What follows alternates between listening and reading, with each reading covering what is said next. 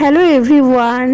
তো আজকে সকাল সকাল কিন্তু ব্লগটা শুরু করেছিলাম। তো সকালে একটু চা করে নিয়েছিলাম। এই বিস্কুটটা না আমার বেশ পছন্দের, যেহেতু মিষ্টিটা একটু কমও আছে আর বেশ পেস্তা বাদাম টাদাম দেওয়া আছে, বেশ ভালো খেতে। আর সবার জন্য কিন্তু চা করে নিয়েছিলাম। আর আগের দিনে না একটা রুটি ছিল, সেটাও কিন্তু আমি খেয়ে নিয়েছিলাম। আর এটা সকালে বানাচ্ছে হচ্ছে ব্রেকফাস্টের রুটি। তো আজকে সকালে রুটি করব আর একটু না সবজি তরকারি করেছিলাম, সেটাই কিন্তু রুটি দিয়ে খাবো। তারপর আমার মেয়ের জন্য বানিয়েছিলাম একটু এগ রোল। রুটি দিয়ে এগ রোলটা বানিয়েছিলাম, আবার ময়দা মাখবো। আমার মনে হয় রুটি দিয়ে এগ রোলও কিন্তু খারাপ লাগে না খেতে, আর এটা কিন্তু বেশ হেলদিও হবে ময়দার তুলনায়। তো এখানে যাই হোক, কষ্ট করতে হলো না, ময়দাও মাখতে হলো না।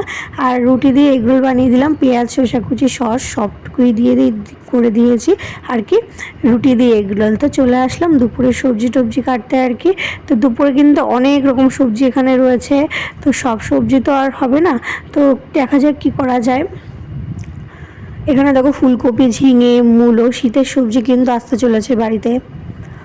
উচ্ছে রয়েছে, বাঁধাকপি রয়েছে, সমস্ত কিন্তু সবজি কিন্তু রয়েছে। আর আমি কেটেছিলাম উচ্ছে দিকে, উচ্ছে আর কুমড়ো, এটাই রান্না হবে আজকে। হবে সয়াবিন আর হচ্ছে গুঁড়ি কচু, যেটা